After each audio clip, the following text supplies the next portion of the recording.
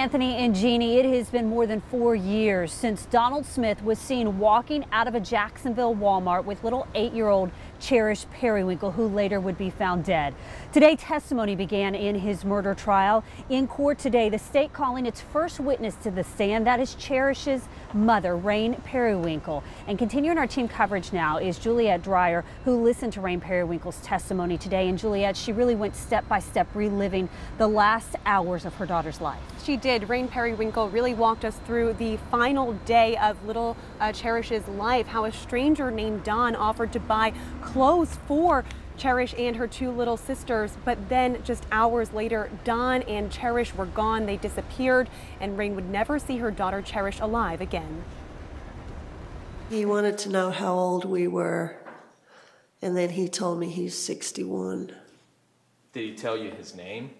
Yes, he did. What name did he give you? Dawn. Rayne Perrywinkle says Donald Smith made small talk as he drove her, 8-year-old Cherish, and her 2 other daughters to Walmart. In a frantic 911 call played in court Monday, Perrywinkle described how the 2 met hours earlier. I met him in today at Dollar General. He saw that I was struggling to buy them some clothes. He drove us here to buy us some clothes, and the only reason I went with him because she said his wife was going to be here. The wife never showed up, Perrywinkle testified. She never existed at all, State Attorney Melissa Nelson said during opening statements. Instead, it was all allegedly part of a sinister plan. Perrywinkle says Smith was paying extra attention to Cherish, even picking out a pair of high-heeled women's shoes for her. But she feared saying something, worried about coming off as paranoid. She's supposed to go to California in the morning on the plane, and he knows, as I told him this, he knew when the store was closing. I had a bad feeling about him. I don't want him to kill us, or want to be one of those parents that are going through this. As the Walmart neared closing, Perrywinkle went to check out, but she says Cherish and Smith, who had gone to get food, were gone.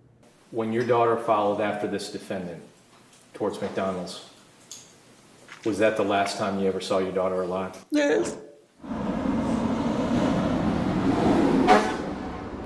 And in opening statements, the defense outlined their plans to question Perrywinkle's parenting decisions that led her and her children to the Walmart in the first place. But in a move that appeared to surprise his own attorneys, Donald Smith decided that he did not, in fact, want to cross-examine Rayne Perrywinkle, of course, Rayne Perrywinkle. But of course, she was just the first in a long line of people to testify, and we have a lot more to come in this trial. And Juliet, I have to say, this is one of the hardest cases I've ever had to listen to, just to learn what happened to this precious little 8-year-old girl, and the jury having to listen to all of this testimony. It's going to continue. Tomorrow, testimony resumes. The jury asked to be back in court at 8:45 in the morning, and we're expecting to hear the medical examiner take the stand tomorrow. We will be live streaming that on firstcoastnews.com. Juliet, thank you very much.